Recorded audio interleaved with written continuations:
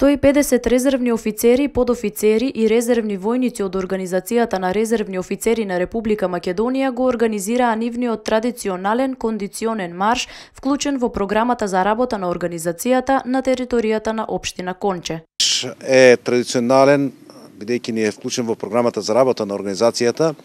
Традиционален ни е и се сведува на добивање кондициона поддршка и се разбира да на некој начин нашите резервни офицери одржат таа кондиција и психофизичката состојба да биде на она ниво како што ја имаат и представниците на армијата на Република Македонија.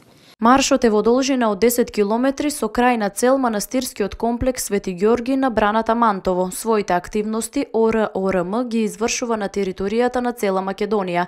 Резервните офицери со помош на градоначалникот на општина Конче Благој Јованов ја запознаа територијата на оваа општина со намера и во иднина да одржуваат дел од нивните активности овде. Тие ја прифатија општина Конче како една посебна целина која што се разликува со својата надморска височина и со својата природна убавина.